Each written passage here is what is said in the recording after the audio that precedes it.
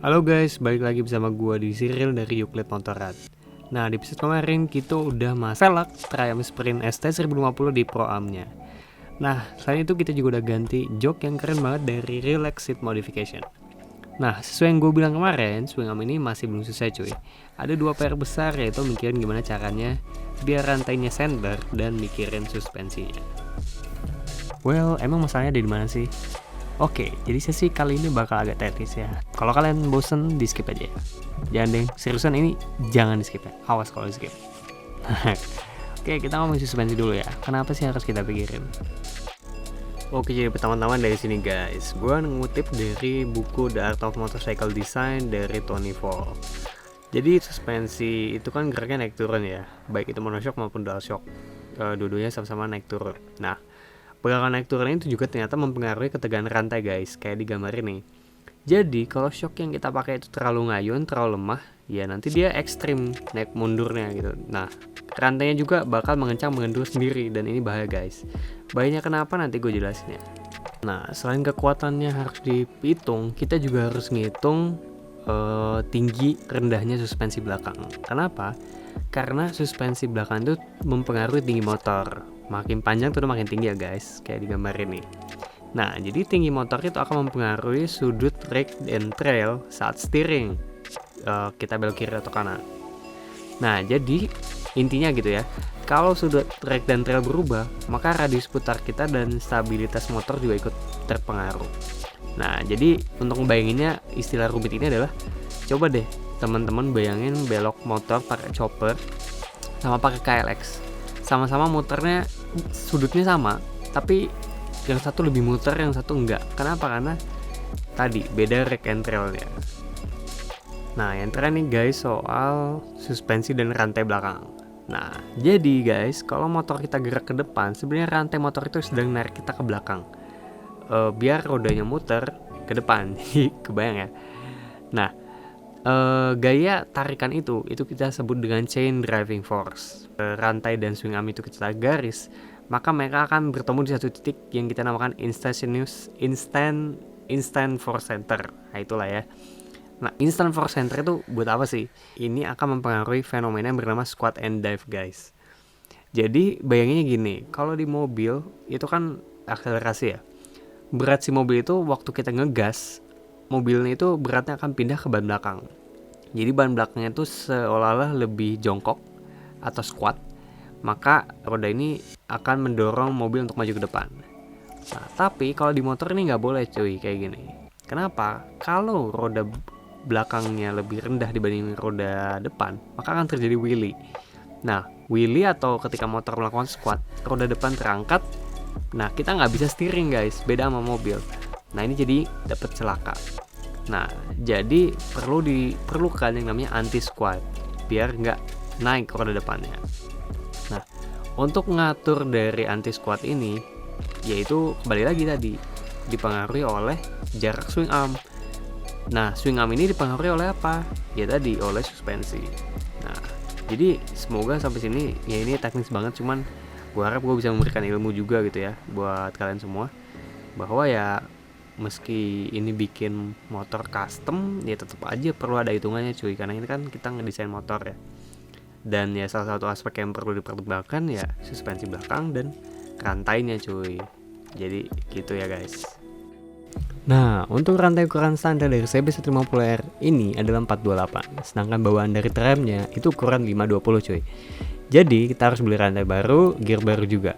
Nah, ngomongin gear baru nih, karena gear Triumph Sprint itu nggak dijual di Indonesia, jadi gue beli gear mentah di online shop yang kayak gini, kemudian dibubut sesuai dengan gear lamanya.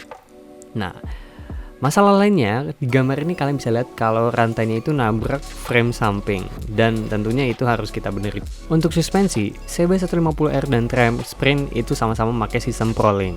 Nah, cuma masalahnya jarak ayun atau main dari Prolink ini nggak cukup karena swing arm ini mentok dengan rangka. Akhirnya gue putusin untuk nggak pakai Prolink, dan swing arm ini akan gue buatkan bracket khusus monoshocknya. Pilihan gue untuk monoshock ini jatuh ke Yamaha R25. Kenapa? Karena Yamaha R25 ini ternyata nggak pakai Prolink juga cuy. Dan sistem shocknya udah menganut twin tube suspension. Jadi harusnya sih kuat. Nah, bracket swing arm dan gear rantai baru beres, saatnya kita masuk ke perakitan kaki-kaki belakang. Nah, gue penasaran untuk ngetes kekuatan shock belakang R25 ini.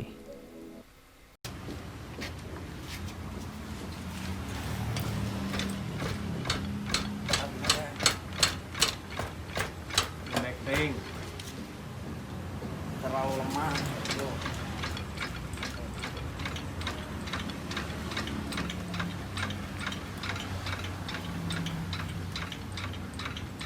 Woi.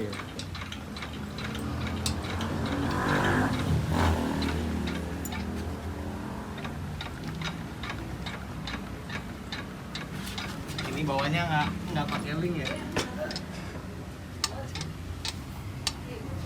Nah langsung ke sini. Bilangnya dari Seperti yang kalian lihat, hasilnya terlalu goyang cuy. Sepertinya Monoshock R25 beda ya settingannya dan beda kekuatan pairnya. Jadi mau nggak mau gue bawa ke bengkel shockbreaker untuk diganti dengan pair yang lebih kuat. Setelah ganti pair, Monoshocknya sekarang udah jauh lebih kuat dan performanya oke. Saatnya kita bawa pulang untuk kita benerin rantainya yang masih belum center. Nah, biar hasilnya lebih pasti guys, jadi gue pakai tripod. Ini tripod, terus di atasnya pakai laser. Nah, laser ini nembakin ya, ini lurus ya, kelihatan. Terus nembak ke depan. Terus di depan, ini ada gear depannya nih. Ini, nah itu kena titiknya. Coba kita ke depan.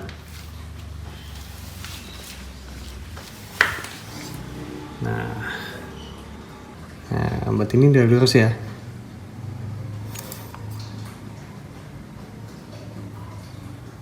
Sebenarnya bisa lebih maju dikit sih, ke arah sini dikit.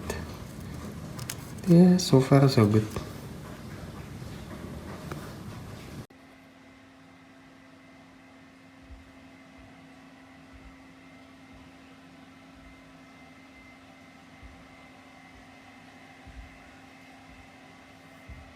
Nah, setelah gue tahu jarak dari sprocket atau gear depan, ukurannya baru gue bikin sprocket khusus yang udah dibubut agar dia bisa condong keluar dan tetap bisa center posisinya. Karena tentunya kalau pakai yang standar itu nggak bisa. Nah, kemudian si sprocket gear ini kita rapiin lagi baut-bautnya.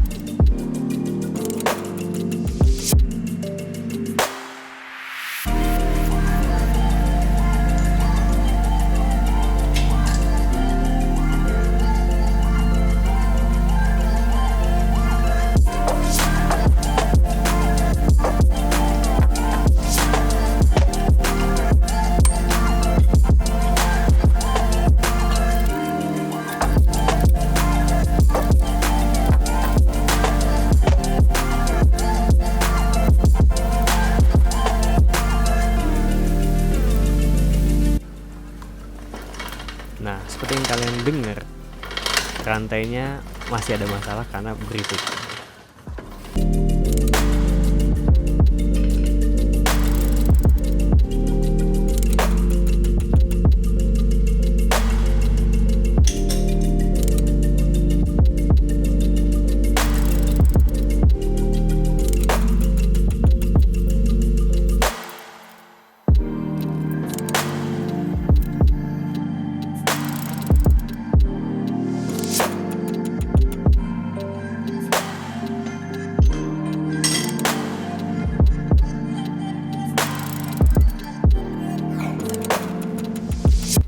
Nah, ternyata waktu gue bongkar, ketemu dia masalahnya.